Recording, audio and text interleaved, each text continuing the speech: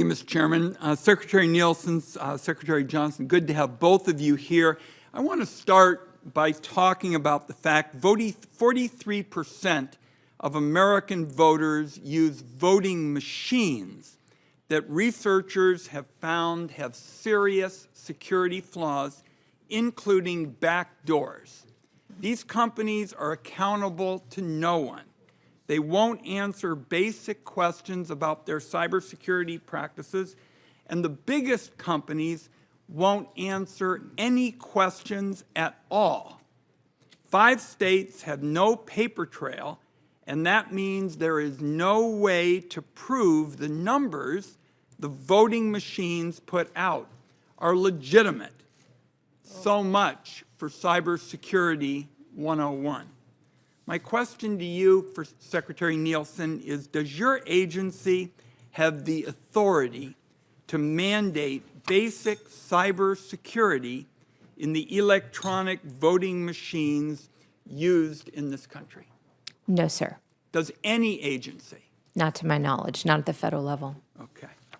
Now, Americans don't expect states, much less county officials, to fight America's wars.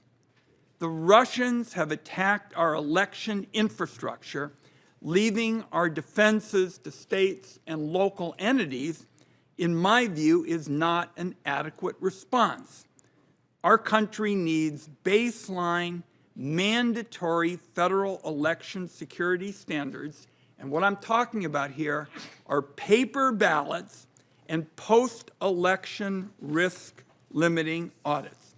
You and I have talked about this before, and I'd like to get your views for the record of whether you believe the continued use of paperless voting machines in this country threatens our national security, and the department is now prepared to recommend paper ballots.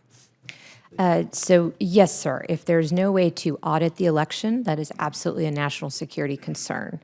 So we're working with states. There's a variety of ways to do that. As you know, one is paper ballots. One is having a system itself that has a voter verified paper audit. So in other words, you vote electronically, but the machine spits out almost like a ticker tape what you voted, and you have that for your record, and then we can also have it for record. So it's a different way of doing it from paper ballots. But yes, sir, we absolutely have to have a way to audit and have be able to verify the integrity of the information of the votes. I think that sounds like a step in the right direction, because I was just stunned at the brazenness of these voting machine companies. I mean, the biggest one won't answer anything at all, and you've now told us that the status quo is a national security threat.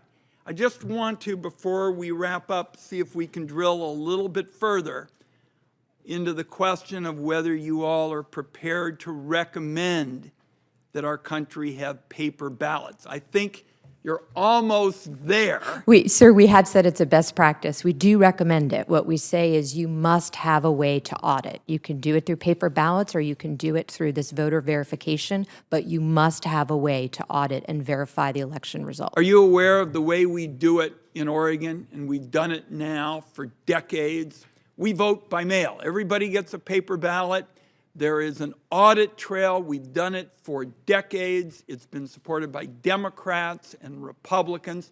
I'd like, in 2020, every American to get a ballot in the mail. I think it is a national scandal, the security issues you've talked about, and the idea that so many of our people wait in these lines only to be told they ought to go somewhere else. What do you think of the Oregon system? So I'm not as familiar with it. I look forward to learning more about it. Some of the issues that, aside from this particular conversation that have been raised with mail, is just making sure that the person who's voting is who we think they are. So we do have to have a way to verify identity. We'll show you how to do it, because we've done it. Happy to learn. We've done it for 2 decades, and we basically say right on the envelope, if you aren't the person that you say you are, you are in one heck of a bad way. You are going to face serious, serious penalties, and that's why it has worked and is supported on both sides of the aisle. Thank you, Mr. Chairman. Senator Cornyn.